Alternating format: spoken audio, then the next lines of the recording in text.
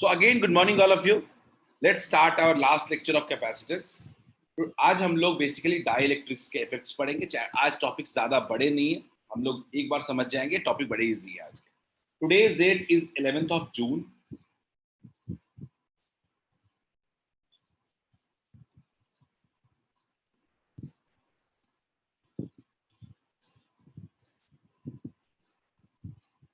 हम लोग बात लास्ट क्लास में जो कर रहे थे, पहले एक बार उसको रिकॉल करना बहुत जरूरी है। लास्ट क्लास में मैंने शुरुआत कहानी का किया की थी डाइलेक्ट्रिक से। डाइलेक्ट्रिक के बारे में मैंने बोला था एक मीडियम होता है जो इंसुलेटर होता है। ठीक है, मैंने बोला था डाइलेक्ट्रिक दो तरह के होते हैं, पोलर होते हैं, नॉन पोलर। पोलर होने का मतलब क्या है कि उनके पास इंडिविजुअल मॉलिक्यूल के पास डाइपोल मोमेंट है, लेकिन जब ओवरऑल पूरे बॉडी का देखते हो तो नेट कितना हो जाता है, जीरो, क्योंकि रैंडमली अरेंज होता है। नॉन पोलर का मतलब होता है उनके पास इंडिविजुअल डाइपोल भी नहीं होता है, लेकिन जैसे ही उसको एक्सटर्नल फील्ड में डालते हैं, जैसे कि पैरेलल प्लेट कैपेसिटर के बीच में डाल देते हैं, वैसे ही सारे डाइपोल्स अरेंज हो जाते हैं फील्ड के अलॉन्ग। कैसे अरेंज हो गए? तो मान लेते हैं कि मेरा एक्सटर्नल फील्ड कुछ ऐसा है, ये मेरा एक्सटर्नल फील्ड, और जैसे ही देखा हमने ये क्या हो गया, ये अरेंज कैसे हो गया, ये अरेंज भी बिल्कुल क्या हो गया, इसी डायरेक्शन में अरेंज हो गया, फील्ड के अलॉन्ग ही अरेंज हो गया। क्योंकि हम पढ़ चुके हैं कि इलेक्ट्रिक डाइपोल जो होता है वो 0 डिग्री पे, इलेक्ट्रिक डाइपोल फील्ड के साथ 0 डिग्री पे जब होता है तो उसकी पोटेंशियल एनर्जी मिनिमम होती है और उसको स्टेबल इक्विलिब्रियम कहते हैं। तो अरेंज हो गया। अब इसके वजह से हमने अज्यूम किया कि एक पार्शियल नेगेटिव चार्ज इस सरफेस पे डेवलप हो गया और एक पार्शियल पॉजिटिव चार्ज डेवलप हो गया, जिसके वजह से एक नेट डाइपोल मोमेंट हमको मिल रहा है इस सीट की प्लेट के अंदर में, इस चार्ज पे। तो इस चार्ज इंड्यूस कितना था याद करिए, लास्ट क्लास में हमने फॉर्मूला डिराइव किया था, charge induced is equal to sigma into 1 minus 1 by K बोले तो डाई इलेक्ट्रिक कॉन्स्टेंट। क्लियर? हमने बोला था कि चार्ज जो अज्यूम करते हैं कि इंड्यूस हो रहा है इनर सरफेस पे, वो क्या था, sigma I equal sigma 1 minus 1 by के। लॉजिक क्या था इसके पीछे? लॉजिक इसके पीछे ये था कि जो इस डाइलेक्ट्रिक के अंदर में किसी पॉइंट पे अगर फील्ड देखने की कोशिश करते हैं तो पहले से कम हो जाता है। पर वो कम क्यों होता है? तो पहले से तो एक्सटर्नल फील्ड था ही ऐसे, पर ये फील्ड, टोटल फील्ड कम क्यों हुआ? क्योंकि एक ऑपोजिट फील्ड इस इंड्यूस चार्ज की वजह से लग गया है, यही इस फील्ड को कम कर दे रहा है। क्लियर? तो हमने देख लिया कि एक ऑपोजिट चार्ज कितना हो रहा है, सिग्मा आई, इंड्यूस चार्ज कितना हो रहा है, सिग्मा आई, सिग्मा इंटू 1 माइनस के। क्लियर? इसके बाद हम लोग आगे बढ़ते हैं कि आखिर डाइलेक्ट्रिक को इंट्रोड्यूस करने से कैपेसिटेंस पे क्या फर्क पड़ा है। ये बड़ा आसान टॉपिक है, ये डेरिवेशन एग्जाम में आता है। तो देखते हैं, सबसे पहले मान लेते हैं, हम लोग सबसे पहले मान लेते हैं कि हमारा पैरेलल प्लेट कैपेसिटर है एक। ठीक है, पैरेलल प्लेट कैपेसिटर है विद, ये क्या है, पॉजिटिव चार्ज सिग्मा है और ये नेगेटिव चार्ज सिग्मा है। ठीक है, अगेन इसका डिस्टेंस कितना है, डी है, एरिया कितना है इसका, ए है। सब कुछ मान लिया हमने। ठीक है, मान लेते हैं कि हमने एक डाई इलेक्ट्रिक को इंट्रोड्यूस कर दिया है, कितने, डाइलेक्ट्रिक कांस्टेंट के का। तो हम लोग जल्दी से इसको स्टेटमेंट में लिखने की कोशिश करते हैं। Consider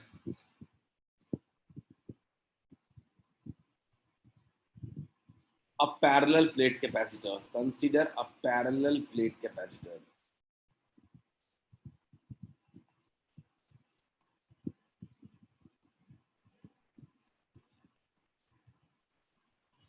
of plate area A, plate area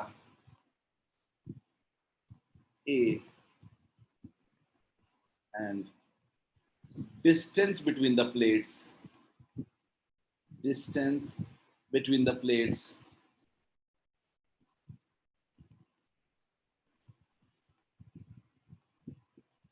B T। मान लिया।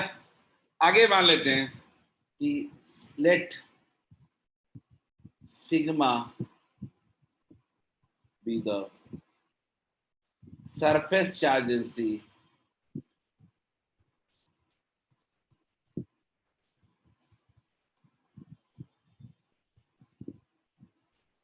of plates। ठीक है, आगे लिखते हैं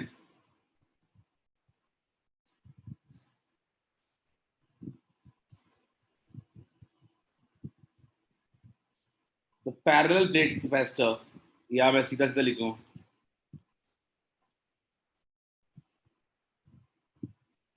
parallel plate capacitor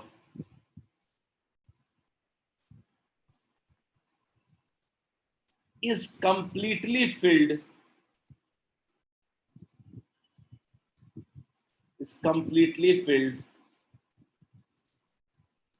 with a dielectric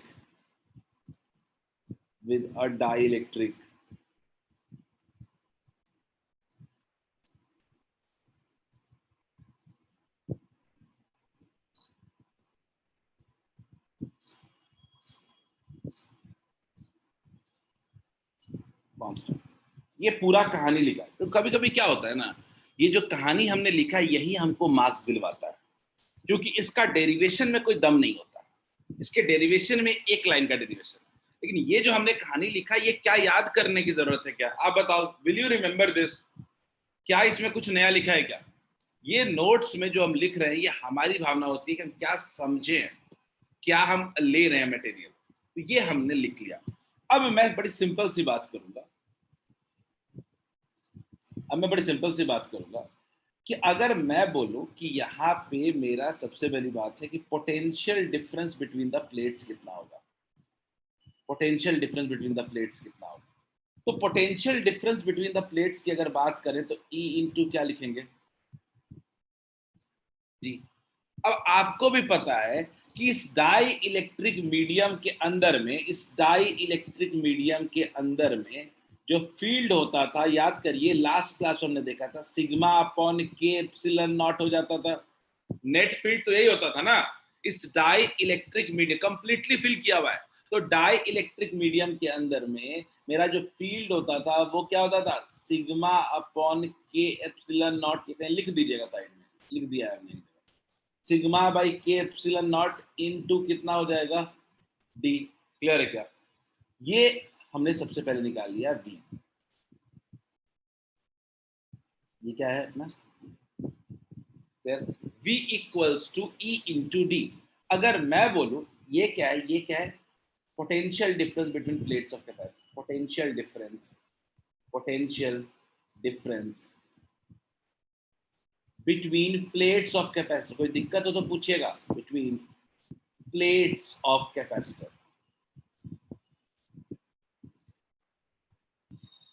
कहीं कोई दिक्कत है तो पूछिए। ये हमने क्या किया कि ये दोनों प्लेट्स के बीच का पोटेंशियल डिफरेंस है V। तो हम जानते हैं कि कैपेसिटेंस कितना होता है, किसी भी डिवाइस का कैपेसिटेंस होता है Q अपॉन V। किसी भी अगर मैं बोलूं इस डाइलेक्ट्रिक मीडियम का, बोलूं तो Q बाई V।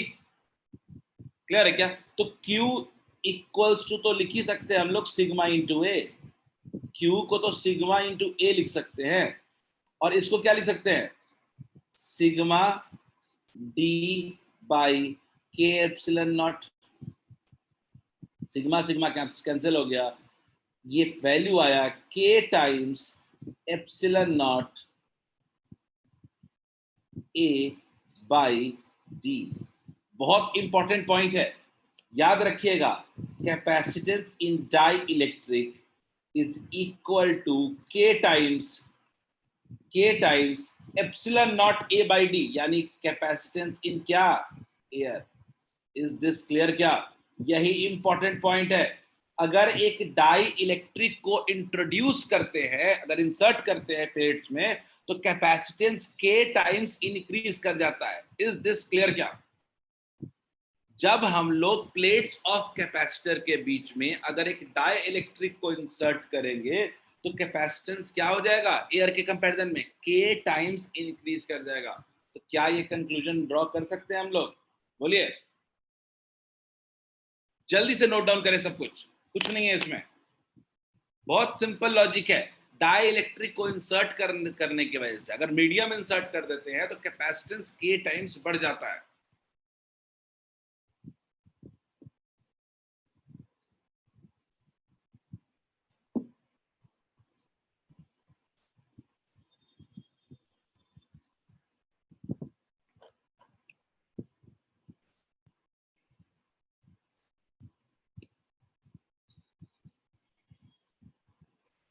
अगर आप गौर से देखिए तो डेरिवेशन के नाम पे बहुत कुछ नहीं है, मेन जो यहाँ पे मुद्दा है वो ये कहानी है।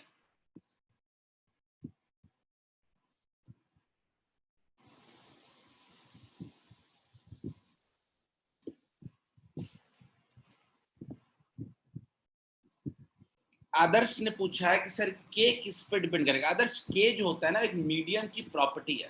जैसे मान लो ऑयल का डेंसिटी होता है, तो उसी तरह से ऑयल का डाइलेक्ट्रिक कांस्टेंट भी होगा। क्लियर है? राघवेंद्र ने पूछा है कि सर एक कंप्लीटली फील्ड होगा तब। बिल्कुल, ये जो डेरिवेशन हमने किया है वो सिर्फ कंप्लीटली फील्ड के लिए किया है।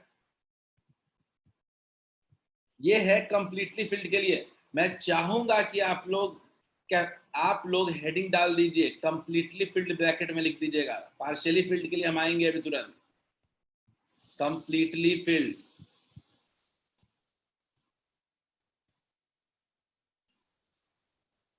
ये कंप्लीटली फील्ड के लिए लॉजिक है, सिर्फ पार्शियली के लिए नहीं। उसका डेरिवेशन भी कराऊंगा, पार्शियली का भी। अभी अगला 5 मिनट शुरू करेंगे। सीधा सीधा कैपेसिटेंस के टाइम्स बढ़ जाएगा।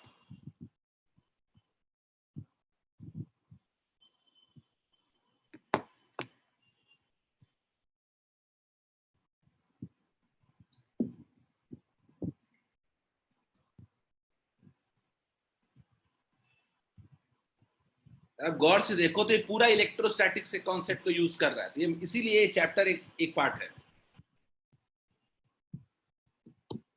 आकाश समझ आ रहा है?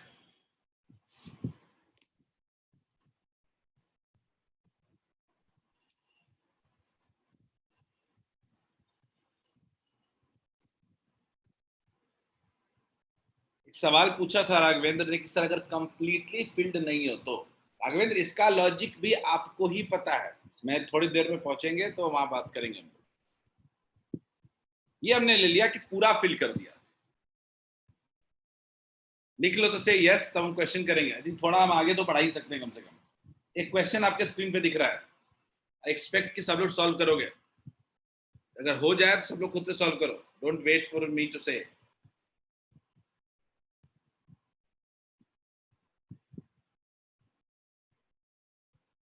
राघवेंद्र ने आंसर कर दिया है। राघवेंद्र ठीक ही लग रहा है, सिंपल है। ठीक है, मैं पोल लॉन्च कर दूंगा, आप लोग लिख लो। लेकिन पहले क्वेश्चन में दम नहीं है। क्वेश्चन बहुत स्ट्रेट फॉरवर्ड क्वेश्चन। इससे क्वेश्चन अगर एनसीईआरटी बोर्ड्स में आएगा तो बहुत स्ट्रेट फॉरवर्ड क्वेश्चन आएगा।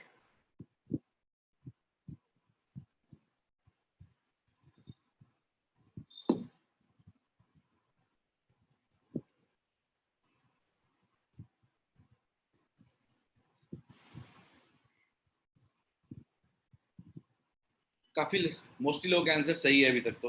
Very good, expecting more.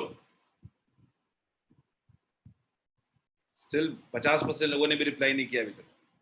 खैर, आप लोग सॉल्व भी लिख भी रहे हो, लिख लो पहले।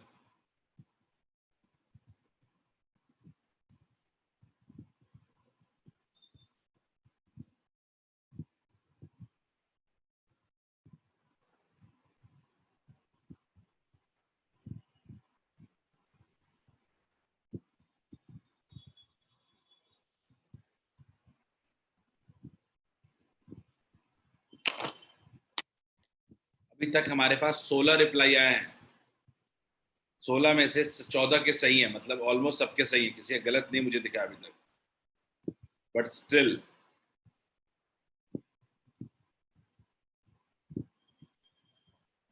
हाँ आदर्श, ये तो क्वेश्चन क्वेश्चन तो ऐसे ही दिया है, इसमें कहाँ दिमाग लगाना है।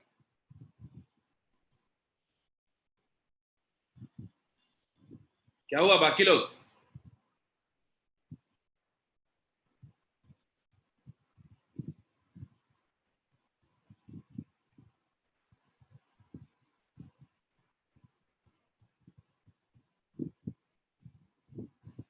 अभी भी स्टिल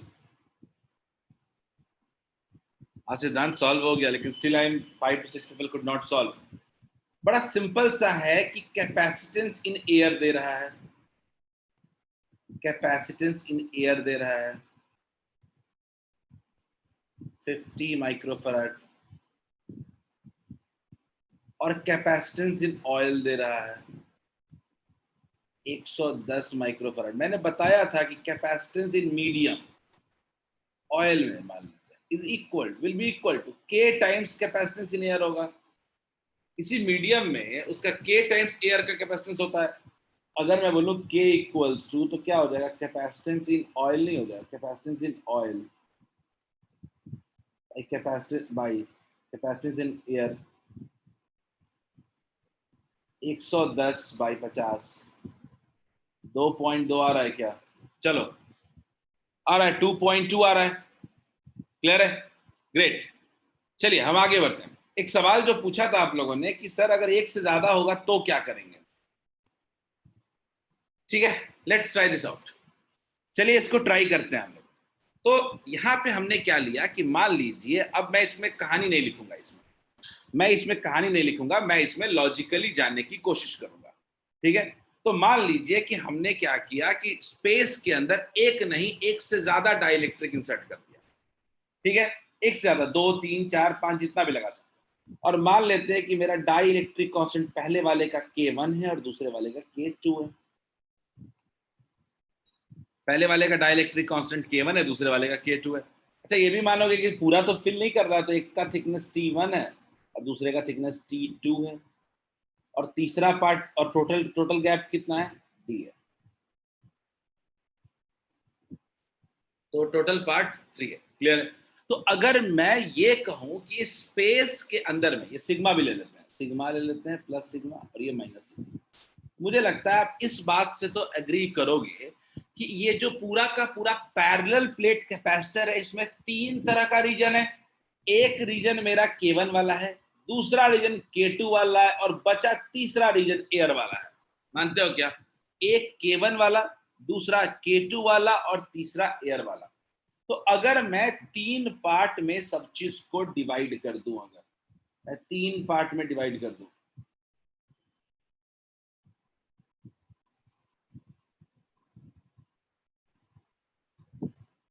मैं यहां पे 3 पार्ट में चीजों को डिवाइड कर रहा हूं। पहला ले रहा हूं मैं एयर, दूसरा मीडियम 1,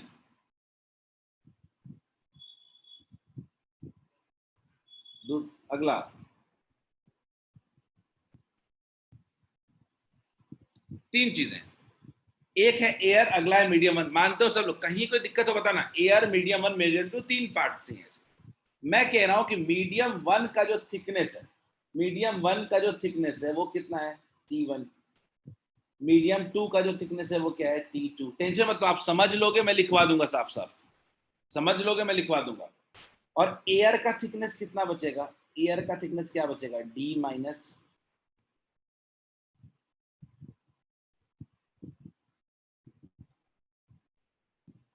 मानते हो, D minus T1 minus T2। Clear?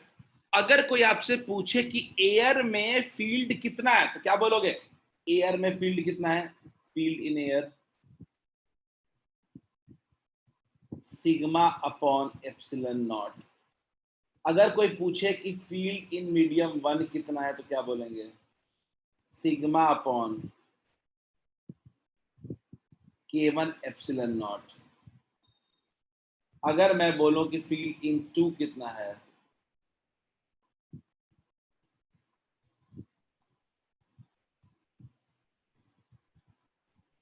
K2 by epsilon not. Clear है? आ गया। अगर मैं बोलूं कि potential difference in the region कितना होगा,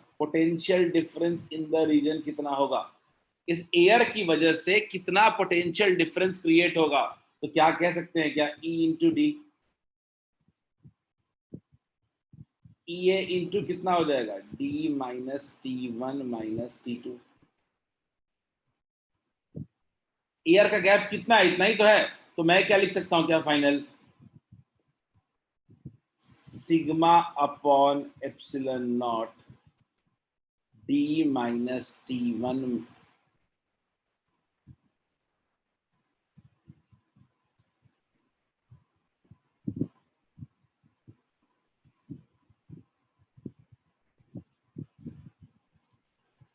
is this clear to all of you? क्या मेरा पहला पार्ट समझ में आया क्या सबको? अब मैं अगर ये बोलूं, अगर मैं ये कहूं कि मेरा potential in B, potential in B, मैं इसको और इलोंगेट कर लूंगा। अब मैं कहूं कि potential in B,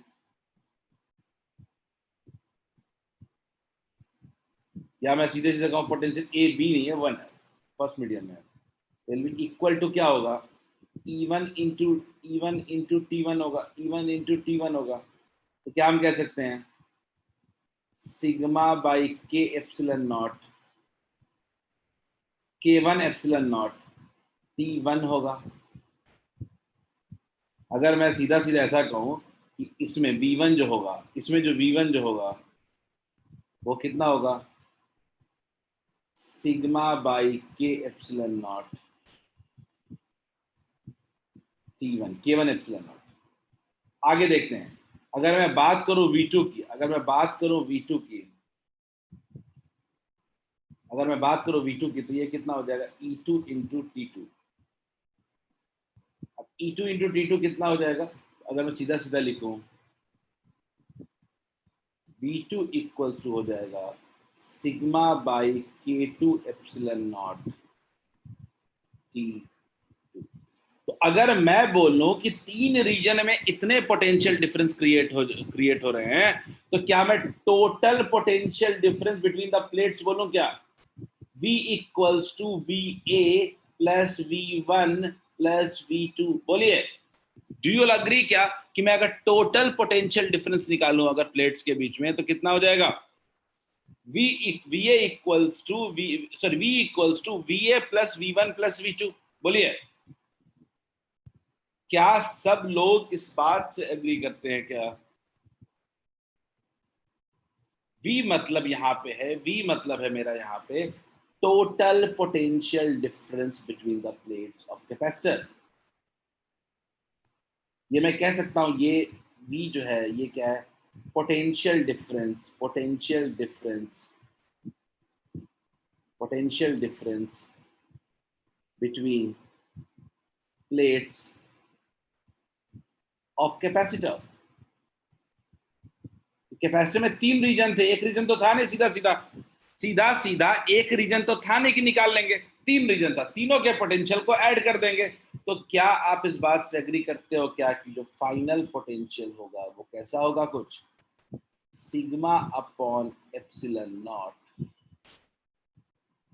D minus T1 minus T2 एक part, plus sigma upon K1 epsilon not T1 plus sigma by K2 epsilon not T2। That's it. अब हम लोग अपने लास्ट पार्ट पे बढ़ने की कोशिश करते हैं। सॉरी, पूरा समझ लो पहले, फिर लिखना लास्ट में। तो मैं निकालना चाहता हूं कैपेसिटेंस। कैपेसिटेंस इक्वल्स टू कितना होता है? Q by V। मैं इसको कह सकता हूं सिग्मा इंटू A,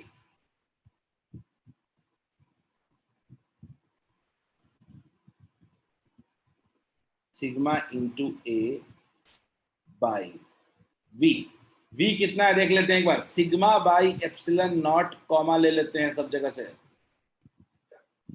कॉमा ले लेते हैं, क्या बचेगा? D minus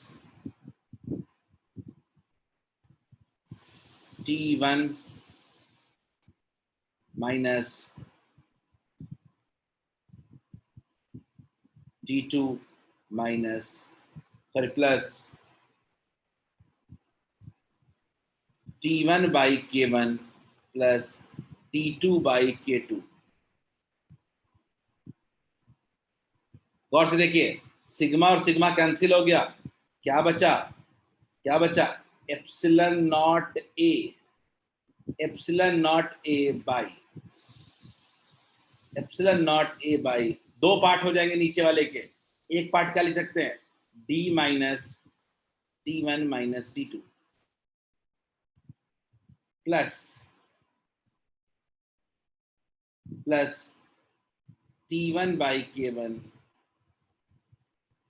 plus T2 by K2। जल्दी लिखिए इसको, जल्दी इस डेरिवेशन को पूरा लिखिए, कहीं कोई दिक्कत होगी तो मैं समझाऊंगा। पहले इस डेरिवेशन को लिखिए, फिर हम जनरल फॉर्मूला बनाएंगे। एवरीवन नोट दिस डाउन, कहीं कोई दिक्कत है समझने में पूछिए।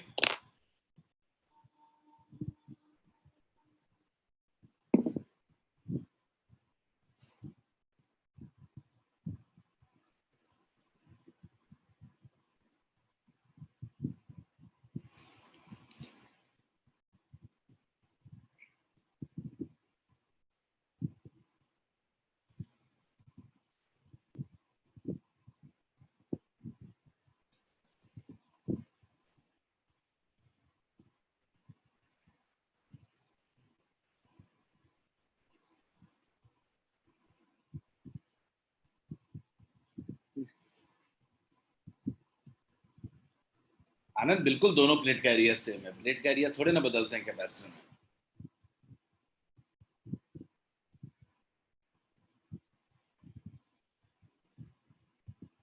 हेडिंग डाल लेना, in presence of number of dielectrics, in presence of number of डाइलेक्ट्रिसेस।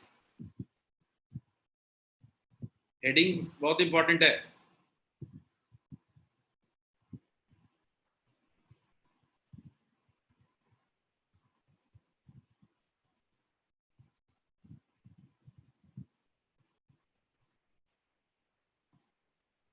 मैंने बोला कि पोटेंशियल डिफरेंस 3 पार्ट में डिवाइड हो गया है। हमने टोटल पोटेंशियल डिफरेंस निकाला, C equals to Q by V कर दिया।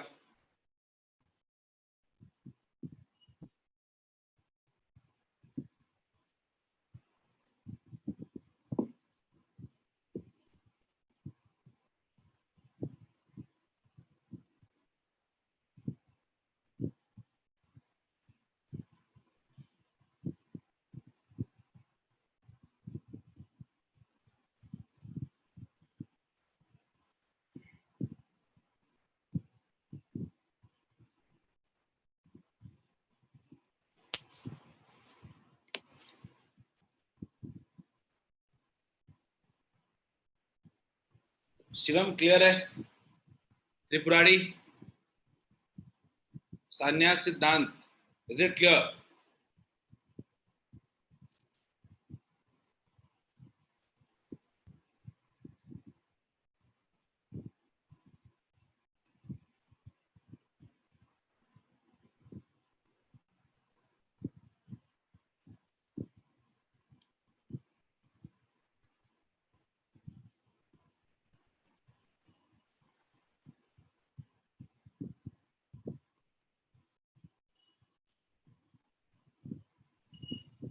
गुड, नोट डाउन किया होगा शुरुआत में, थोड़ा आगे बढ़ा देता हूँ slide.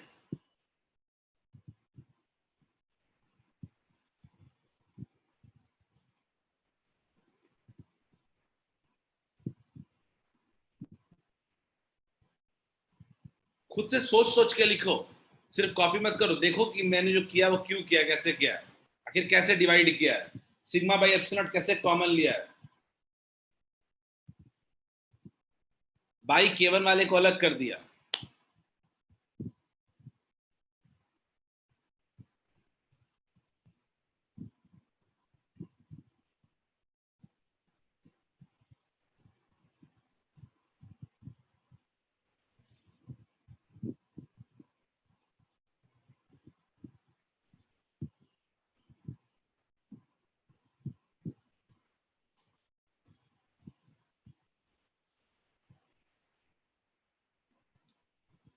Very good Riya, let's wait, देखते हैं सब लोग करने।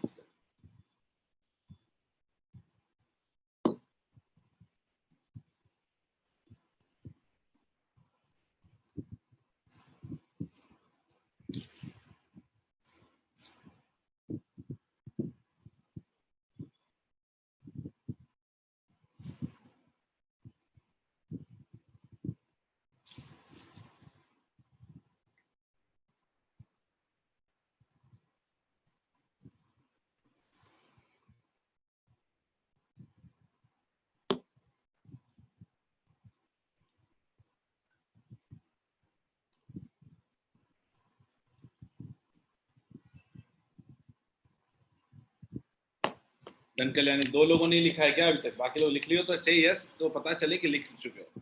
थोड़ा इसके बारे में और कहानी सुनाओ। गुड, काफी लोगों ने लिखी है। मैं थोड़ा ज्यादा कुछ नहीं, मैं थोड़ी कहानी और सुनाऊंगा इसमें। मुझे इस फॉर्मूले में कोई इंटरेस्ट नहीं है। पहले तो इस फॉर्मूले में से हमारा कोई इंटरेस्ट नहीं है।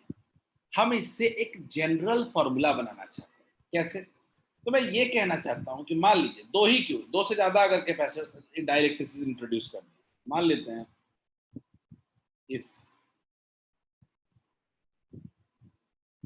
n dielectrices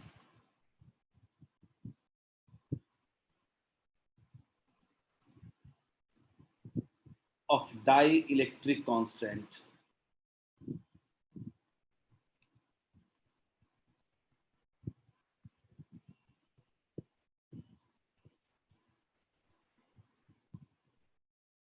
dielectric constant K1 K2 Kn तक and thickness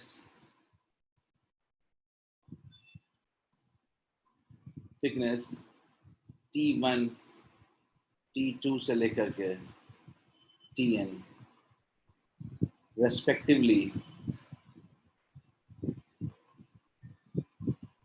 respectively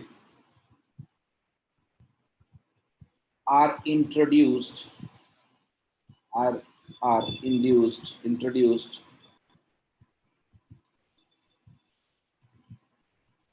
between plates of capacitor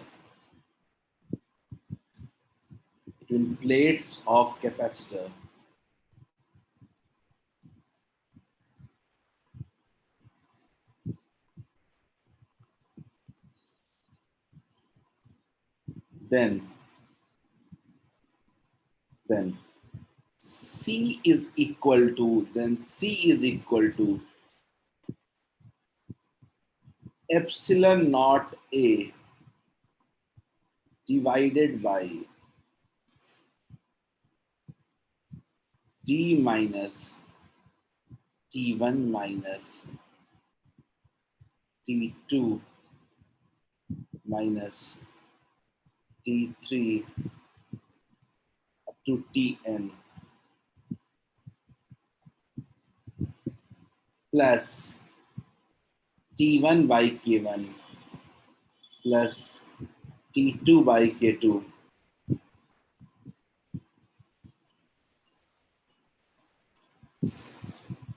plus up to Tn by Kn.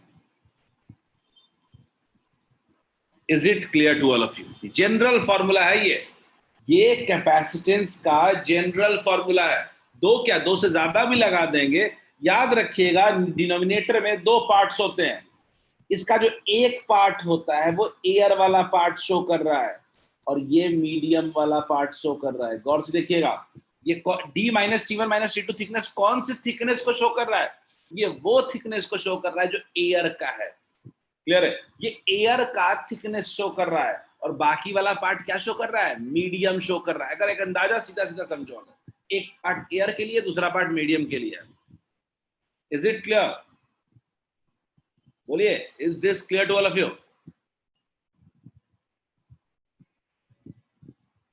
ये फॉर्मूला बहुत ही इंपॉर्टेंट है।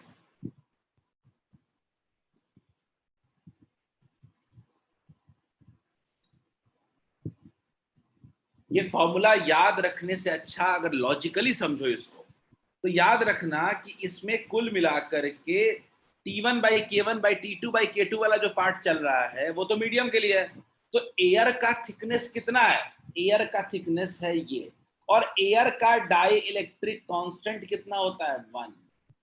क्लियर है क्या? तो मतलब एयर को भी एक मीडियम, एक डाई इलेक्ट्रिक मान लो, एयर को भी के पार्ट को भी एक डाई इलेक्ट्रिक मान लो। सीधा सीधा याद रखने का, सोचने का तरीका इजी हो जाएगा कि आपके पास T1 by K1 plus T2 by K2 plus T3 by कितनी सारे मीडियम के लिख लो, लेकिन जो बचा हुआ पोर्शन है वो क्या है? एयर है। तो एयर का डाइलेक्ट्रिक कांस्टेंट कितना होता है? 1 से डिवाइड कर दो।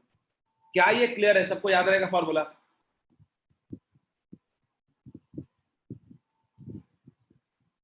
मैं इसी फॉर्मूले से कंप्लीटली फील्ड डायरेक्टरी का फॉर्मूला प्रोड्यूस करने की कोशिश करूंगा।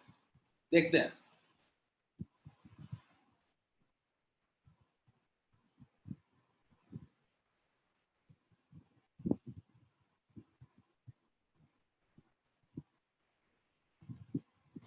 एक स्पेशल केस देख रहा हूं। स्पेशल केस में कौन सा? कंप्लीटली फील्ड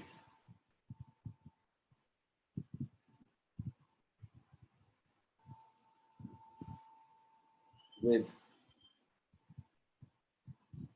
डाइलेक्ट्रिक कांस्टेंट के। मान लीजिए कंप्लीटली फील्ड किया, तो अब मैं कैपेसिटेंस के लिए क्या लिखूंगा?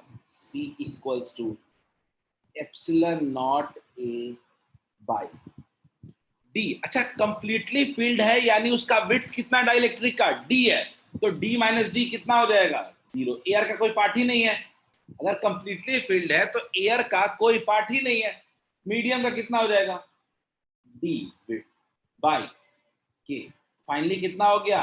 के times epsilon naught A by D आ गया क्या? यही तो आया था मेरा पहले भी। बोलिए, क्या हमारा पहले यही आया था क्या कि किसी अगर कंप्लीटली फील्ड रहता है तो के times epsilon naught A by D होता था? तो मैं इसी फॉर्मूले का यूज करके एक कंप्लीटली फील्ड का भी स्पेशल केस हम निकाल सकते हैं। Is this clear? If it's clear then we can move to our question. हम लोग क्वेश्चन कर सकते हैं। Let's try this out. Let's try this out. Question करते हैं हम लोग। Just try to do this question. बिल्कुल स्ट्रेट फॉरवर्ड सिंपल सवाल है। अभी जो हमने फॉर्मूला पढ़ा उस पे।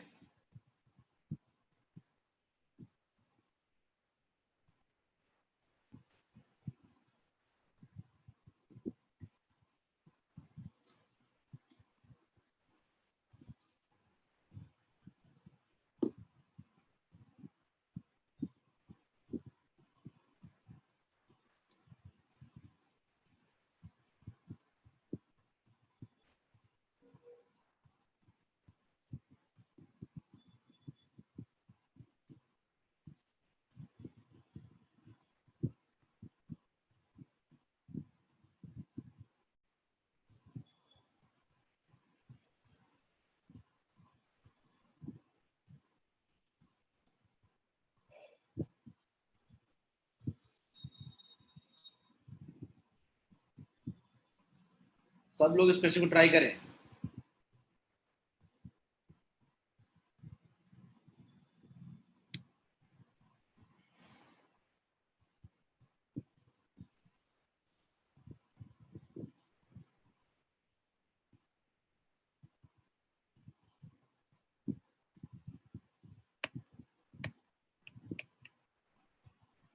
निधि ने पूछा सर, इससे पहले वाले में केवल एक ही मीडियम था, दोनों कैपेसिटर के बीच एयर नहीं था। बिल्कुल नहीं था निधि। उसमें क्या किया था? कंप्लीटली फिल्ड कर दिया था, तो एयर का पोर्शन खत्म हो गया था। तो मान लो थिकनेस जो हो गया था वो डी हो गया था, तो डी माइनस डी कितना हो जाएगा? 0। देखते हैं राघवेंद्र। राघवेंद्र गलत लग रहा है मुझे। गलत तो गलत नहीं, सही सही सही सही सही। आनंद, आप एक छोटी सी गलती कर रहे हो। आनंद, एक छोटी सी गलती कर रहे हो।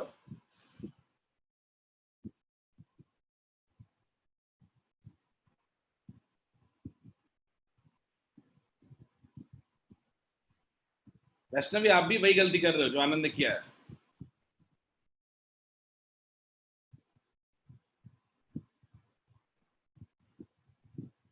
मैं इतना मानता हूं कि आप लोग स्ट्रेट फॉरवर्ड फॉर्मूला लगा रहे हो। बिल्कुल सही है कल्याणी, वेरी गुड।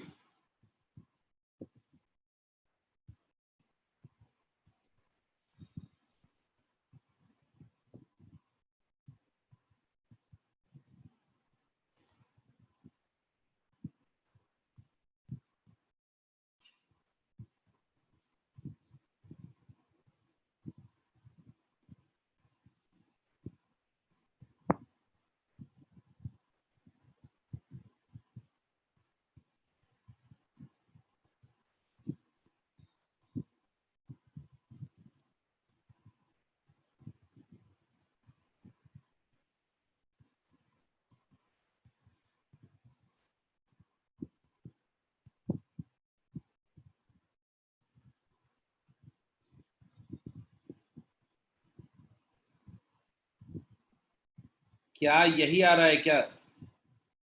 काफी लोगों ने यही आंसर दिया है क्या? आदर्श सही है, अंजन सही है। Is this clear? सब लोग यही बोल रहे थे क्या कि सर सी इक्वल्स टू क्या हो जाएगा, epsilon naught A by air वाला पोर्शन कितना हो जाएगा, D minus D one minus D two, और बचा क्या हो जाएगा, D one by K one plus D two by K two. Clear है क्या? सब लोग जब यही कह रहे थे तो एक बात कैसे भूल गए कि ये जो डी जो है एयर का तो कोई पोर्शन है ही नहीं। D basically is equal to what, D one plus D two. Isn't it clear? क्या सब लोग इस बात को नहीं मानते हो कि जो डी होगा वो D one plus D two के इक्वल होगा, पूरा विड्थ? बोलिए, क्या आपको ये नहीं लग रहा है कि डी जो है वो D one by D one plus D two के इक्वल आ रहा है पूरा का पूरा? यही तो डी है। तो क्या ये पूरा पोर्शन, एयर वाला पोर्शन पूरी तरह से जीरो नहीं हो जाएगा? एयर का पोर्शन क्या पूरी तरह जीरो नहीं हो जाएगा? तो क्या सी इक्वल्स नहीं आ जाएगा, epsilon naught A by D one by K one plus D two by K to?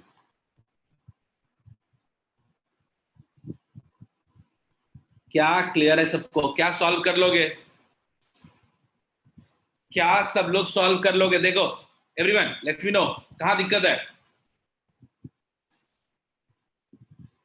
अब ये सॉल्व नहीं हो जाएगा कि अब किसी ने आदर्श ने जैसे लिखा था, निधि लिखा था कि निधि ने लिखा था, सॉल्व कर लिया, k1 k2 पर आ जाएगा, d1 k2 by d2 into d2 plus d2 k1 हो जाएगा। Is this clear?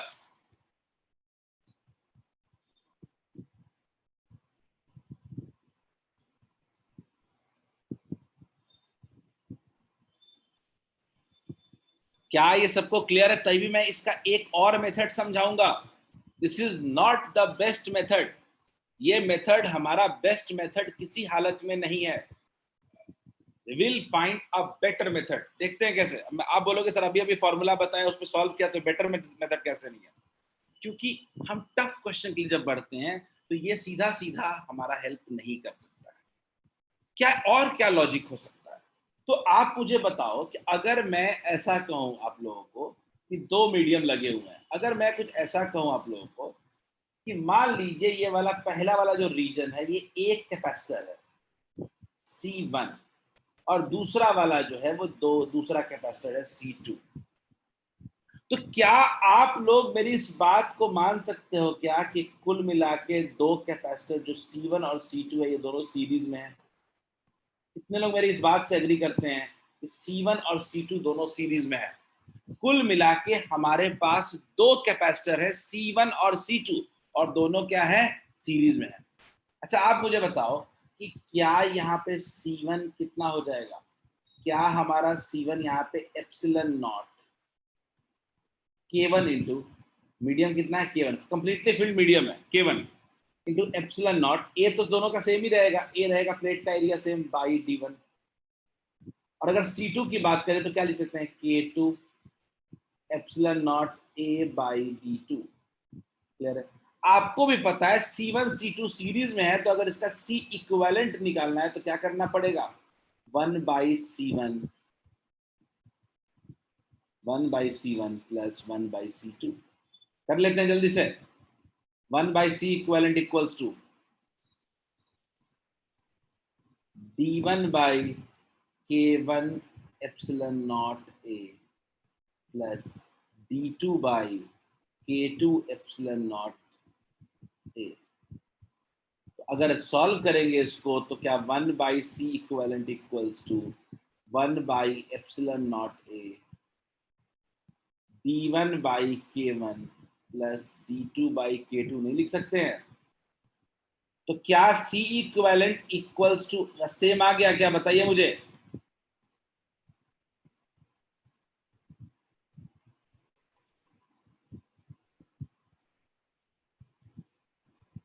मुझे आप बताओ क्या सेम फॉर्मूला इस लॉजिक से आया क्या?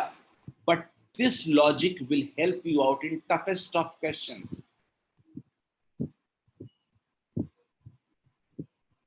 मुझे अगर किसी भी दिन अगर आपको भले इजी दिख रहा हो ये मेथड आपको बहुत इजी दिख रहा हो, लेकिन this is the preferred method.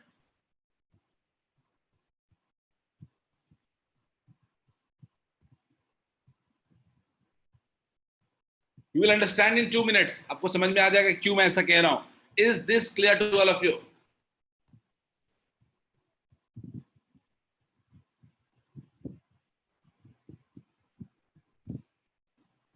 कोई दिक्कत हो बताइए.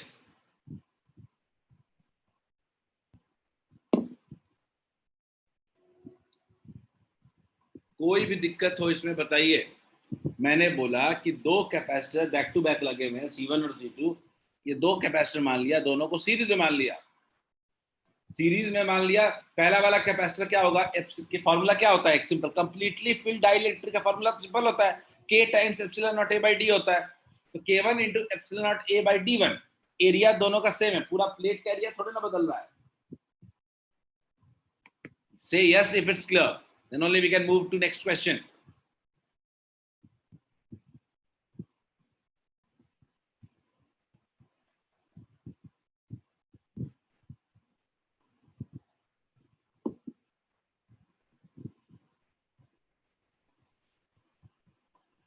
कभी कभी स्ट्रेट फॉर्मूला दिख जाए, लेकिन method we must use method जो बड़े क्वेश्चंस तक में हमको सपोर्ट करेगा. And you will see in next question.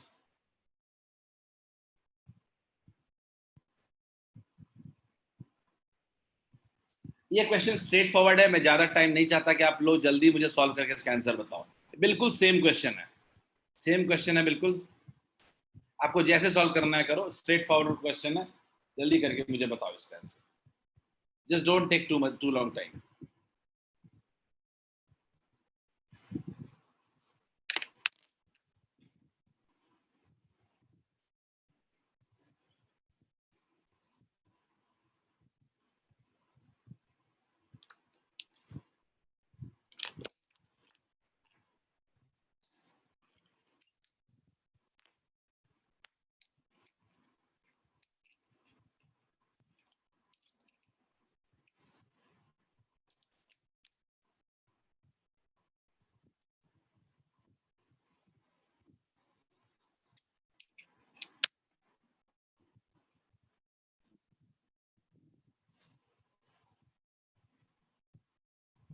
Sir 3 reply हैं. Not a good pace.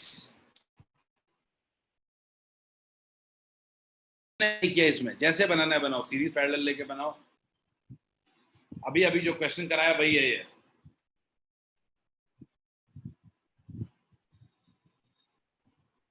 छह रिप्लाई आए हैं, 5 सही, एक गलत.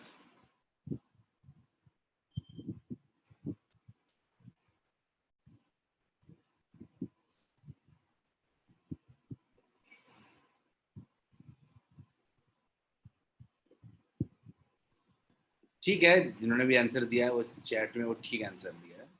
हरीश सही है. हाँ ठीक है. अंजन आंसर क्या है ये बता दो. अंजन ठीक है. आदर्श ठीक है. अब पिछले वाले को याद, फॉर्मूला देखो याद नहीं रहेगा. पिछले वाले में फॉर्मूला रिप्लेस करने के बजाय थोड़ा मेहनत करके सॉल्व कर लो, कॉन्फिडेंस भी आ जाएगा.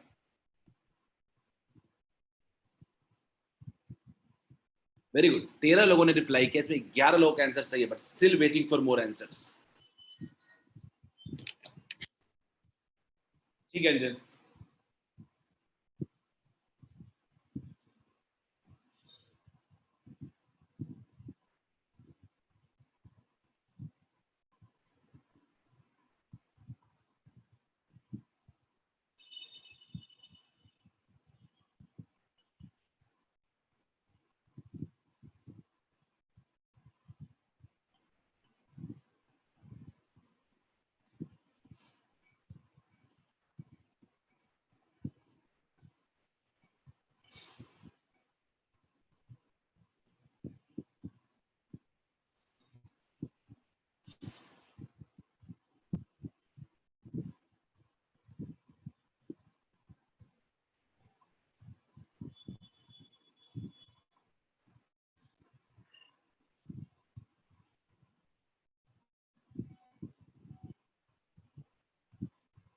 सबको पता है D1 equals to D2 equals to D/2. Put कर दीजिए. कैपेसिटेंस इक्वल्स टू कितना हो जाएगा, C equals to epsilon naught a. Very good, 16 people have replied correctly. d by 2 common ले लीजिए, d by 2 कॉमन ले लीजिए, 1 by k1 plus 1 by k2 solve हो जाएगा। कितना हो जाएगा? 2 times epsilon naught a by d k1 plus k2 divided by k1 k2। Solve कर लिया, कितना हो जाएगा? 2 times epsilon naught a into k1 into k2 by d into k1 plus k2। गया। बी ऑप्शन करेक्ट है, B option correct है। Hopefully बताने की जरूरत नहीं है, ये आप कर लोगे, ये आप कर लोगे। सबको कुछ ने डी के जगह d1 by d2 लिखा था। इसको ट्राई करें सब लोग। Everyone try this question. This will use our second application of method. हमने दूसरा मेथड देखा था सीरीज पैरेलल वाला, वो यहाँ काम आएगा। Everyone try this out. सब लोग इसको करने की कोशिश करें।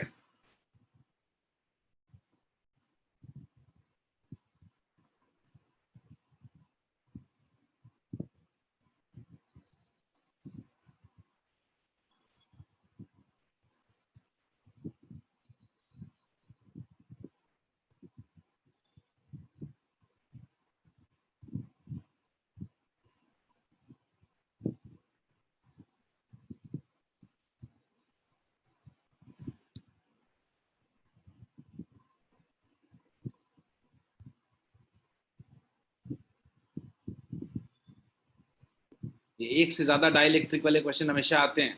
यहाँ पे series parallel method is best any time.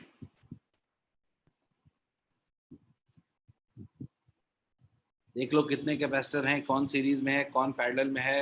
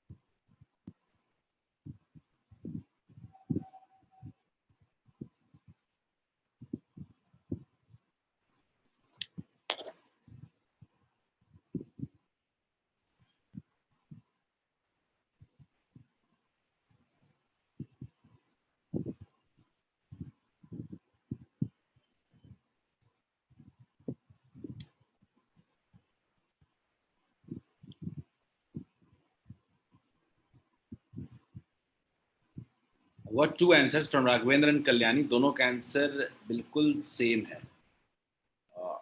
Hopefully correct है। लुक्स फाइन, ठीक है। मैं अगर आपके जगह रहूंगा तो मैं 2 कैपेसिटर मान लूंगा।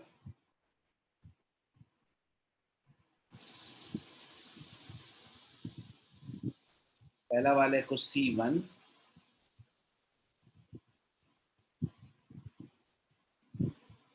और दूसरे वाले को C2।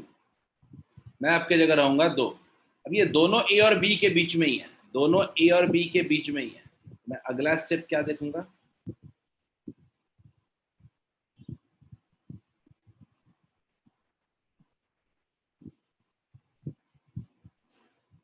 क्या ये बात यहां तक आप लोग एग्री करते हो क्या मेरे साथ? ये दोनों A और B के बीच में ही है, तो ये C1 और ये C2 है। अगली गलती आप लोगों की तरफ से क्या होगी? इस बार दोनों प्लेट में एरिया को लेके मसला है। दोनों प्लेट में डी तो सेम ही रहेगा लेकिन एरिया अलग अलग। तो देखते हैं C1 इक्वल्स टू कितना होगा? C1 इक्वल्स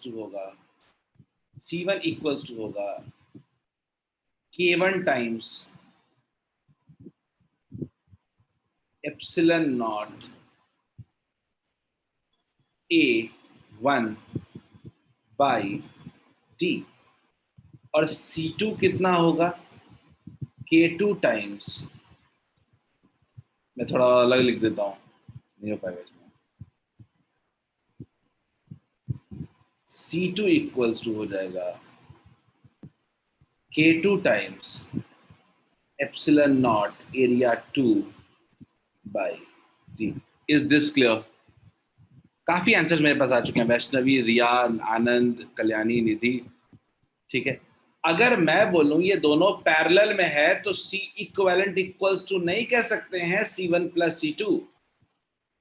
देख लीजिए कल्याणी, गलत गलत था क्या? चेक कर लीजिए एक बार, यार प्रेजेंटेशन थोड़ा गलत है। C equivalent equals to C1 प्लस C2, ऐड कर देते हैं दोनों को, तो क्या epsilon naught by D common ले लेंगे क्या? क्या बच रहा है क्या? K1 A1 प्लस, अच्छा आप भी ये लिखे थे वो D, मुझे लग रहा था नीचे में K1 A2 K2 A2, नहीं समझ गया मैं, एप्सिलॉन नॉट बाई D लिखे हो into that K1 A1 plus K2 A2 लिखे हो। Is this clear? क्या ये समझ में आया क्या? क्या ये सीरीज पैरेलल से करते तो ये ज्यादा आसान नहीं हो गया क्या? बल्कि ज्यादा क्या, ये सीरीज पैरेलल से ही आसान होगा। Is this clear to all of you? कई लोग, रिया आपने D1 D2 लिया है, बट दोनों का D तो सेम ही है। रिया दोनों का D जो है वो तो सेम ही है।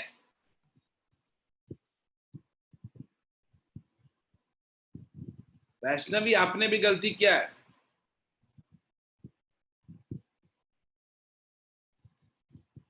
आनंद आपका भी गलत है। क्या सबको समझ में आया क्या?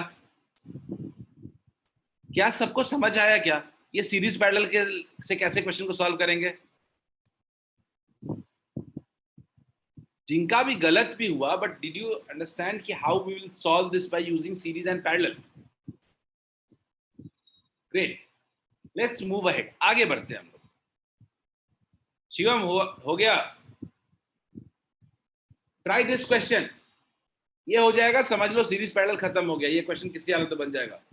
सोचो, ट्राई करो, ये मैं बड़ा आसान मेथड से बोल रहा हूं सॉल्व करने को।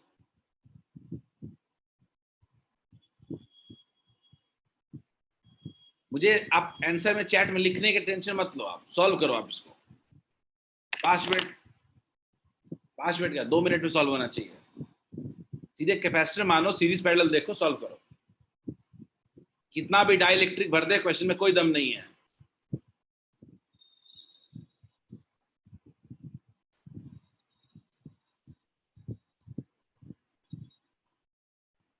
ये बन गया तो डाइलेक्ट्रिक से फिल किया हुआ कोई क्वेश्चन आपसे बन जाएगा।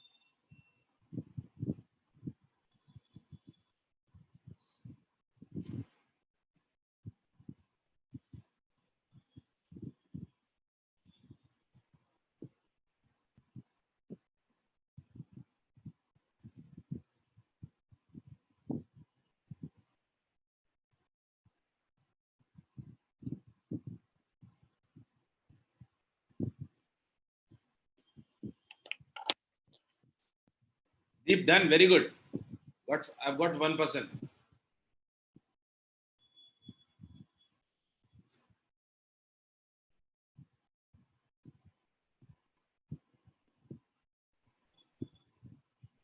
बस मुझे दीप इतना बता दो, सीरीज पैरेलल कॉम्बिनेशन कैसे लिया है, उतना बता दो खाली चैट। मैंने जो नेमिंग किया उसके हिसाब से बताना, अपने नेमिंग के हिसाब से नहीं।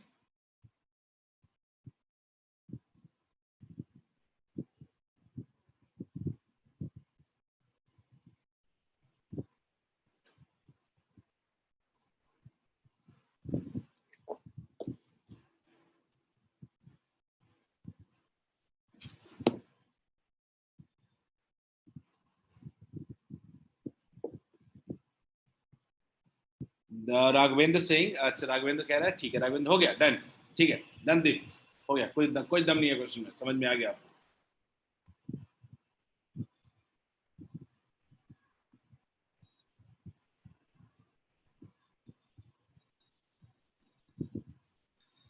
दो पार्ट में, एक पार्ट में मिल रहा है C1, if you will agree with me, दूसरे पार्ट में मिल रहा है C2 और C3। क्या ऐसा ही कॉम्बिनेशन बन रहा है क्या? मुझे इतना बताओ खाली, क्या C1 C2 C3 कॉम्बिनेशन बन रहा है आप लोग का? आनंद बिल्कुल सही है, C2 C3 सीरीज में फिर C1 के साथ पैरेलल, बिल्कुल सही है।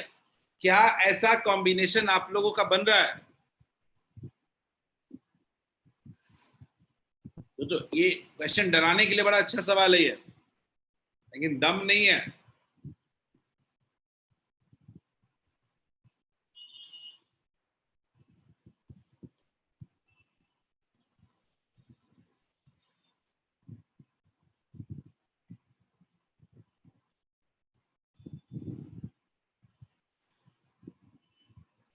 ठीक है, आगे बढ़ते हैं, चलिए आगे बढ़ते हैं। अब मैं एक एक करके C1 C2 C3 लिखना प्रेफर करूंगा। C1 इक्वल टू क्या होगा? K1 epsilon naught A by D। C2 कितना होगा? K1 K2 एप्सिलॉन नॉट, ये A1 है और ये A2 है, बाई D2, सॉरी D1। और C3 जो होगा वो क्या होगा? K3 epsilon not A2 by D2। Clear? जल्दी C2 C3 सीरीज में है, जल्दी C2 और C3 सीरीज में है, तो C2 और C3 सीरीज में है, सॉल्व कीजिए। C2 C3 अगर सीरीज में है तो कौन सी बड़ी बात है? C2 C3 अगर सीरीज में है तो मैं तो C इक्विवेलेंट सीधे सीधे निकाल सकता हूं, C2 into C3 by C2 plus C3। बताया था ना पैरेलल में, बताया था ना कि दो पैरेलल में है तो सीधे सीधे कर लेंगे हम लोग। C2 into C3 by C2 plus C3 कितना हो जाएगा? सॉल्व कर लेंगे। Epsilon not into A2 K2 by D1 into K3 epsilon not A3 into D3 by, दोनों को जोड़ देते हैं, क्या कॉमन ले लें? Epsilon not A2 common, A2 ही होगा ना, एरिया तो A2 ही रहेगा, A2 कॉमन ले लेते हैं, कितना हो जाएगा? K2 by D2 plus K3 by D3। Clear है? ये एप्सिलॉन नॉट इंटू A2 वाला पोर्शन जो है वो कैंसिल हो जाएगा एक पार्ट, तो कितना बच गया? एप्सिलॉन नॉट A2 तो एक बच ही जाएगा, K2 इंटू K3 भी बच जाएगा, बाई D2 इंटू D3 भी बच जाएगा, K2 by D2 plus K3 by D3। Solve हो जाएगा ना? क्या सॉल्व नहीं कर लोगे? अब मेरे से ही करवाओगे? बोलिए। अब इसको जोड़ नहीं देंगे? अब इसको क्या हम लोग सीधे सीधे जोड़ नहीं देंगे इससे, लास्ट वाले से, C1 से? एक्सपेक्ट सबसे हो जाएगा, बिल्कुल सही है। ठीक है, तो एक ये इस तरह का टफ क्वेश्चन आ सकता है। टफ क्वेश्चन में जनरली डेटा के साथ देगा तो आसान रहता है। जैसे मैं क्या कहता हूँ, ये क्वेश्चन में सिर्फ दो काम कर देता, दो काम अब आंसर में नहीं जा रहा हूँ, वैसे मुझे भी सॉल्व करना पड़ेगा। तो मैं एक बात आपको बता देता हूँ कि ये क्वेश्चन में इजी तब हो जाता है, एरिया हाफ कर देता और डी हाफ कर देता, तो एरिया का एक रेशियो डी का एक रेशियो देता, तब ये इसका जो फॉर्म है वो और आसान हो जाता है। ठीक है, तो लेट्स होप कि सबको समझ में आ गया। और सीधे सीधे अब हमको C1 को जोड़ देना है इसमें। डन? क्या हम आगे बढ़े और मेहनत करना चाहते हो इस पर? आई एक्सपेक्ट इस तरह क्वेश्चन एग्जाम में आएगा तो बन जाएगा। एक अभी तक इस पे बेस्ड मैंने एक बेस्ट क्वेश्चन देखा है, मैं उसकी बात हमेशा करना चाहता हूँ। वो क्वेश्चन एक बार एडवांस में आया था, एक बार एडवांस में क्वेश्चन आया था, ठीक है। और वो क्वेश्चन कैसा था, कुछ ऐसा था, देखो एक कैपेसिटर था और इसके अंदर ना मीडियम फिल किया है, लेकिन मीडियम ऐसे फिल किया है, ऐसे।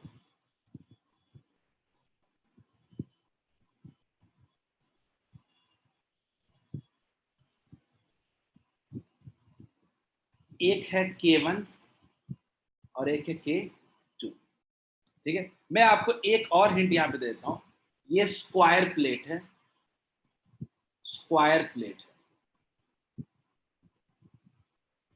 ए साइड का, ए साइड का, साइड साइड कितना है, ए, और डिस्टेंस जो है ये भी ए ही है। Is it clear? डिस्टेंस क्या है, ए ही है, क्लियर। ये डाइलेक्ट्रिक मीडियम है। मैं आप लोग को टाइम देता हूं, आप लोग सोचना कि इसमें इक्विवेलेंट, इसमें सी इक्विवेलेंट कितना निकालोगे इसका, ठीक है। ये सोचना थोड़ा सा, ये थोड़ा दिमाग लगाने वाला पोर्शन है। एडवांस में क्वेश्चन आया था, वन ऑफ क्वेश्चन है। मैं ये नहीं कहता कि कोई जनरल क्वेश्चन है कि हर में आ सकता है इस तरह का, वन ऑफ क्वेश्चन है, इसको ट्राई करेंगे मेहनत करने का। आपको निकालना है सी इक्विवेलेंट, तो सी इक्विवेलेंट निकालना है ए बी के बीच में, ये ए होगा, ये होगा और ये बी होगा, ठीक है। एक क्वेश्चन दे रहा हूं, इसको ट्राई करेंगे, ठीक है। यदि थोड़ा घर में सोचे, दिमाग लगाइए ना, थोड़ा दिमाग लगाइएगा।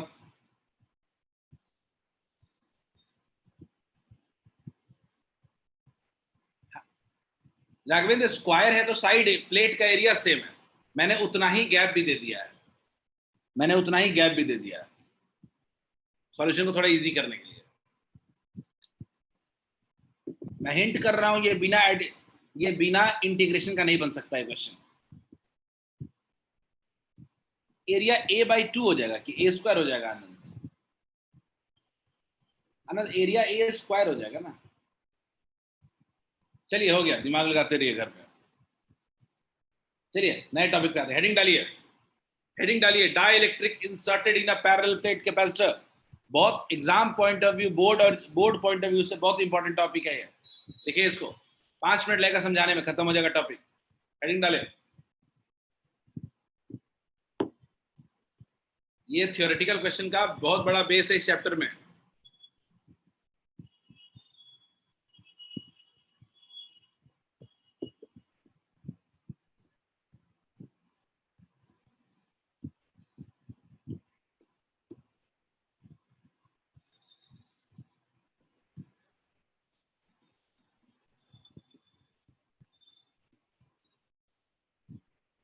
हेडिंग डाले, देखते हैं। मान लीजिए आपको डाइलेक्ट्रिक तो क्या हो जाने के बाद क्या होता है, कैपेसिटेंस कैसे इंक्रीज करता है, आप जान चुके हो, लेकिन उस प्रोसेस में क्या क्या चेंजेस आते हैं ये समझने की जरूरत है। तो मान लीजिए एक पैरेलल प्लेट कैपेसिटर है और पैरेलल प्लेट कैपेसिटर के अक्रॉस बैटरी जो है वो कनेक्टेड है। अगर मान लीजिए बैटरी के क्रॉस अगर अगर सॉरी कैपेसिटर के क्रॉस अगर बैटरी कनेक्टेड है, तो क्या ऐसा चीज है जो चेंज कभी नहीं करेगा? आप बताओ एवरीवन। मैं कह रहा हूं कि अगर मेरा बैटरी कनेक्टेड है कैपेसिटर के क्रॉस, तो डाइलेक्ट्रिक इंसर्ट भी करेंगे तो ऐसा कौन सा चीज होगा वो चेंज नहीं करेगा? गलत निधि, पोटेंशियल। बैटरी का काम होता है पोटेंशियल डिफरेंस मेंटेन करना।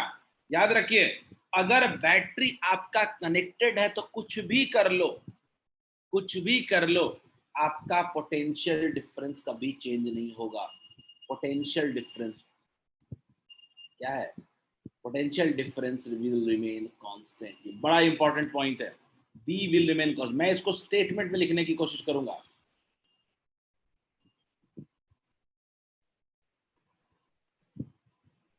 लिखते हैं,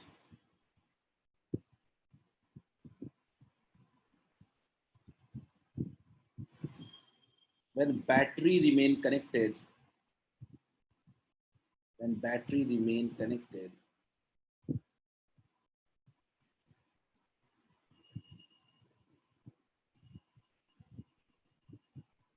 cross parallel plate capacitor, parallel plate capacitor,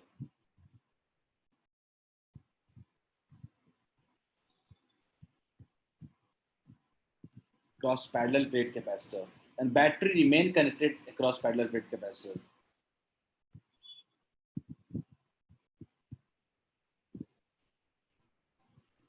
Potential difference do not change,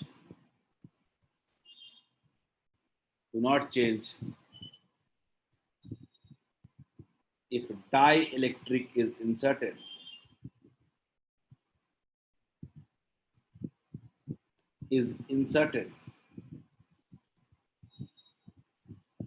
अब देखो खेल, आपका पोटेंशियल कांस्टेंट रहना है, कुछ भी कर लो आप, आपका पोटेंशियल कांस्टेंट रहना है, कुछ भी कर लो।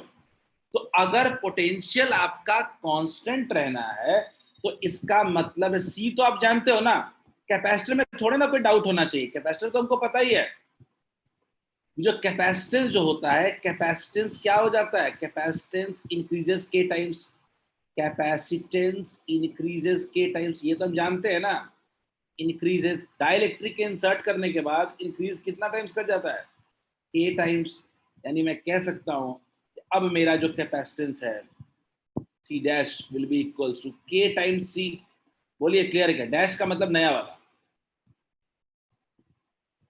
क्या ये क्लियर है सबको?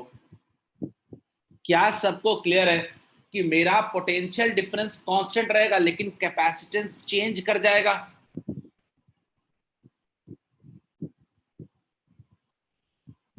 मेरा सवाल आपसे है, क्या चार्ज चेंज करेगा कैपेसिटर पे?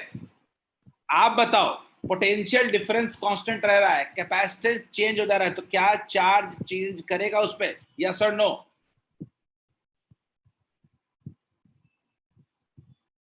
बेसिकली काफी लोग नो बोल रहे हैं, कुछ लोग यस भी बोल रहे हैं, लेकिन आप लोग जो भी बोल रहे हो सोच के नहीं बोल रहे हो, just you are giving a thought जो दिमाग में आया। मैं कह रहा हूं कि अगर इस कैपेसिटर का चार्ज होगा क्या, Q इक्वल्स टू कितना होगा, C इंटू V। और अगर मैं बोलूं Q डैश इक्वल्स टू, बाद में चार्ज क्या लिखेंगे, C dash into V। Clear है क्या? अब C डैश इंटू V, तो C डैश कितना टाइम्स है, K इंटू CV नहीं हो गया, K इंटू C नहीं हो जाएगा? तो क्या हम ऐसा कह सकते हैं क्या कि Q डैश इक्वल्स टू कितना हो जाएगा, K टाइम्स Q हो जाएगा क्या? तो क्या एक और कंक्लूजन आया क्या, चार्ज भी इंक्रीज कर जाएगा K टाइम्स? बोलिए, क्या हम लोग ये भी कह सकते हैं क्या कि कैपेसिटेंस तो इंक्रीज कर ही रहा है लेकिन चार्ज भी इंक्रीज कर रहा है? बोलिए, is this clear to all of you?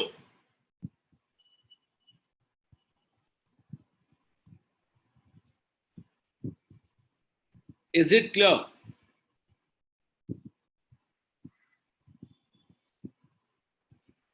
हर चीज देखना जरूरी है कि क्या चेंज करेगा और क्या चेंज नहीं करेगा। Everything is important.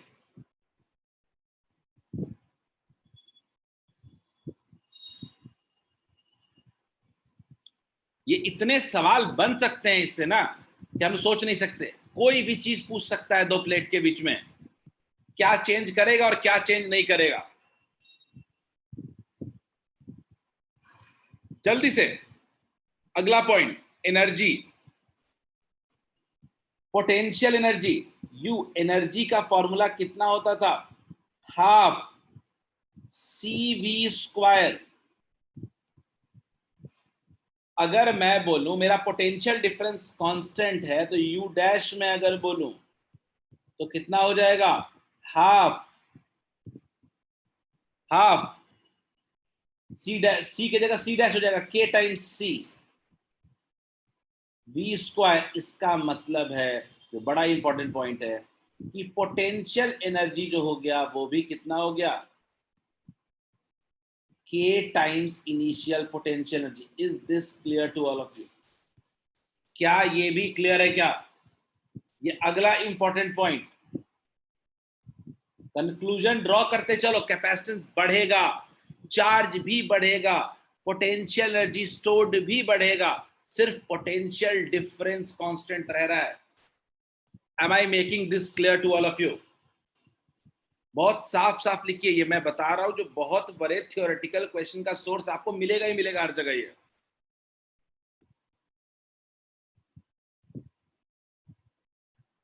All things which is things क्या होता है, कौन सा, किसकी बात कर रहे थी? Which is proportional to C skate M. C के तो प्रोपोर्शनल बहुत सी चीजें होती हैं, पर एनर्जी तो सी के इनवर्सली प्रोपोर्शनल भी हो सकता था ना, नहीं? क्यू स्क्वायर बाय 2c भी तो हो सकता था। तो ये जो हमने लॉजिक कार्व आउट किया है, क्या ये लॉजिक वहां चलेगा? सिर्फ all things which is proportional to C skate ems. Let's focus on the logic. Capacitance बढ़ेगा, V नहीं बढ़ रहा है, तो Q भी बढ़ जाएगा, एनर्जी भी स्टोर्ड बढ़ जाएगा। डाइलेक्ट्रिक के इंसर्ट करने से एनर्जी स्टोर्ड भी बढ़ जा रहा है। एक सवाल पूछा जाता है, ये E का क्या होगा? एक सवाल पूछा जाता है, ये E का क्या होगा? आप बताओ, electric field between the plates का क्या होगा?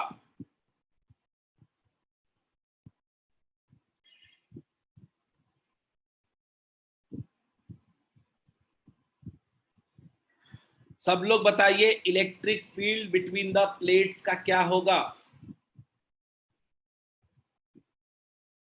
कल्याणी सिंह चेंज हो जाएगा, निधि सिंह अनचेंज रहेगा, निर्या कह रही है चेंज, वैष्णवी सिंह इंक्रीज करेगा। बॉयज,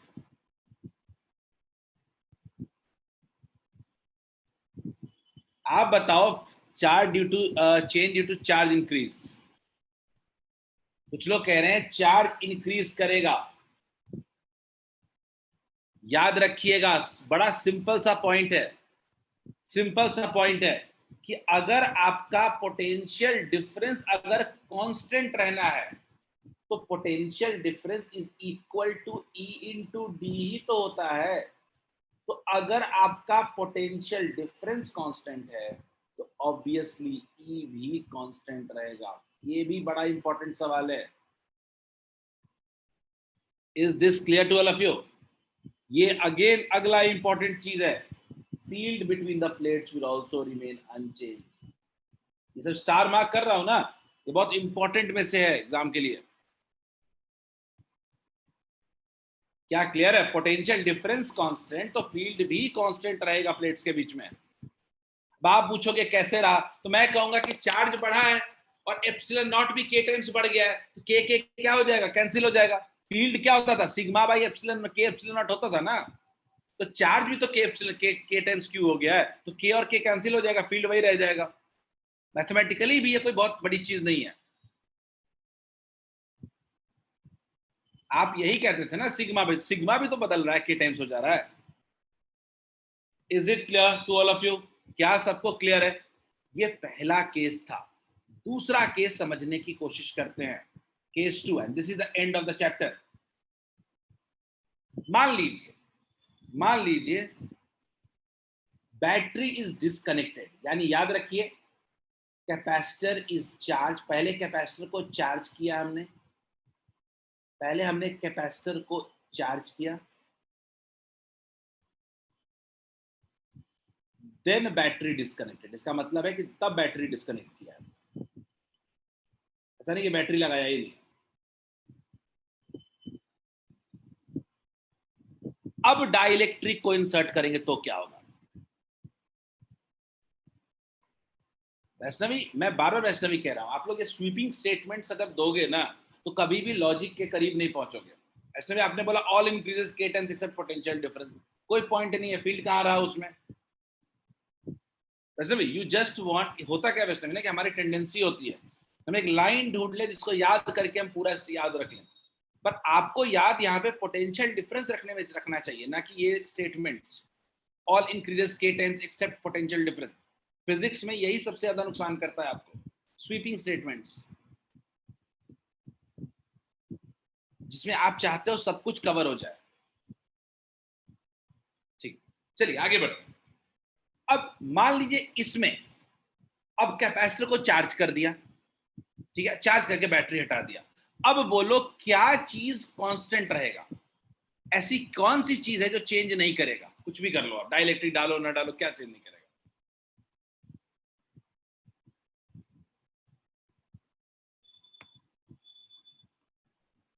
कल्याणी ने कहा चार्ज, और लोग? अरीज, सिद्धार्थ, शिवम, क्या क्या चेंज नहीं करेगा? बैटरी से चार्ज किया और बैटरी हटा दिया, अब डाइलेक्ट्रिक को इंसर्ट कर रहे हैं, ऐसा कौन सा चीज है जो चेंज नहीं करेगा? निधि Singh charge, Vaishnavi Singh charge, Deep Singh charge, रिया सिंह चार्ज। पूरा क्लास एक बात पे एग्री कर रहा है, चार्ज। क्योंकि देगा कौन चार्ज उसको? सोर्स कहाँ है चार्ज देने वाला? चार्ज देने वाला सोर्स ही जब खत्म हो गया तो जो चार्ज मिल चुका है वही चार्ज सेम रहेगा। पहला सबसे बड़ा point, Q remains constant. Battery disconnect कर दिया तो आपका चार्ज कांस्टेंट रहता है, ठीक है, याद रखिएगा, चार्ज रिमेन्स कांस्टेंट। बड़ा इंपॉर्टेंट पॉइंट है, यही सबसे बड़ा पॉइंट है, यही याद रखना है अपने को, चार्ज रिमेन्स कांस्टेंट।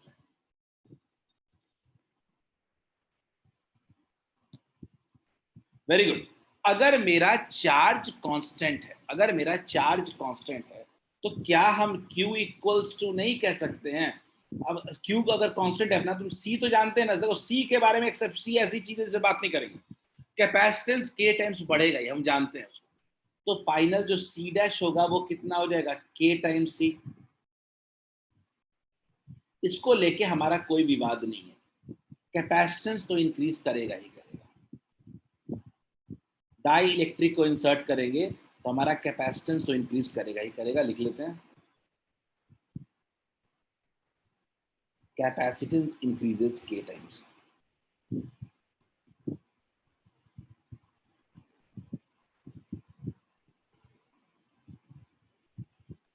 मुझे कोई पोटेंशियल डिफरेंस के बारे में बताए, क्या होगा पोटेंशियल डिफरेंस का?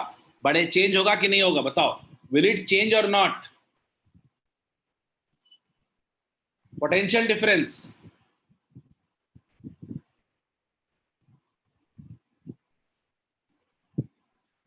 वेरी गुड, सब लोग कह रहे हैं चेंज होगा। V equals to Q by C था, लेकिन अब अगर मैं V डैश की बात करूं तो V डैश इक्वल्स टू कितना हो जाएगा?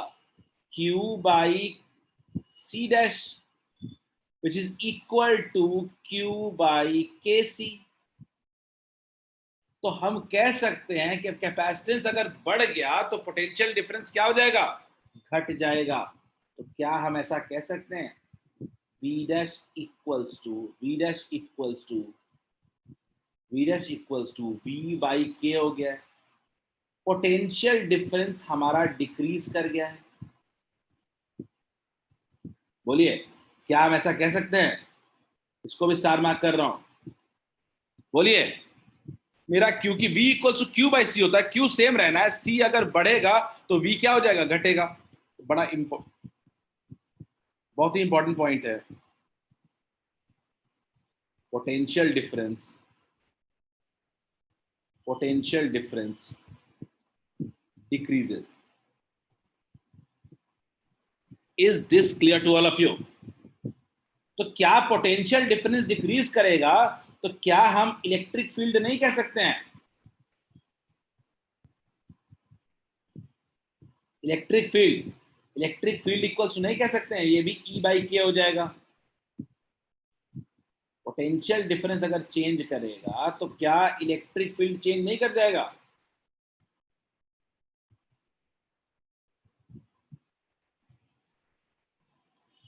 Electric field between the plates, बोलिए, बिटवीन प्लेट्स, बोलिए, डू यू ऑल अग्री? क्या electric field between the plates भी चेंज कर जाएगा? ये इसको लेकर लास्ट में बात पोटेंशियल एनर्जी स्टोर्ड की कर रहा हूं। आप बताइए क्या होगा, बढ़ेगा या घटेगा? बोलिए, पोटेंशियल एनर्जी स्टोर्ड बढ़ेगा या घटेगा?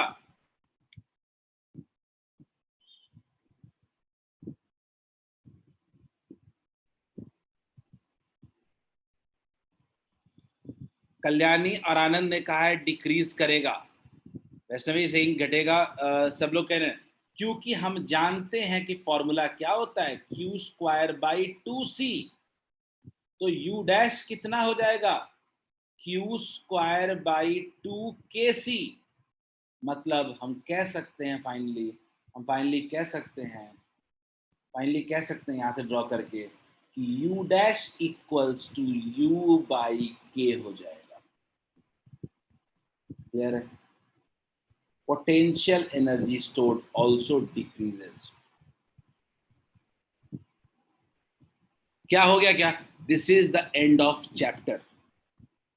एक टॉपिक आरसी सर्किट आपको कहीं कहीं बुक्स में मिल जाएगा, एनसीईआरटी में तो नहीं मिलेगा पर किसी किसी बुक्स में मिल जाएगा। वो आरसी सर्किट में रेजिस्टेंस कैपेसिटर है तो हम उसको करंट में पढ़ेंगे।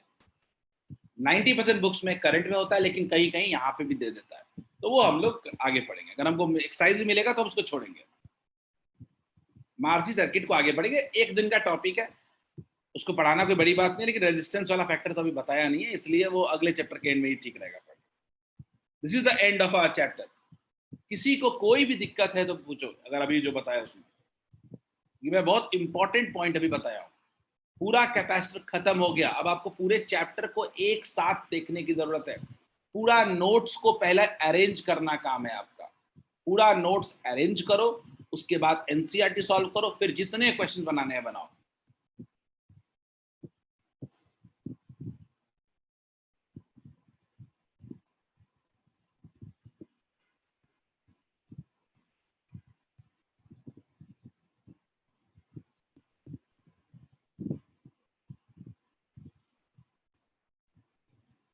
समझ आया सबको?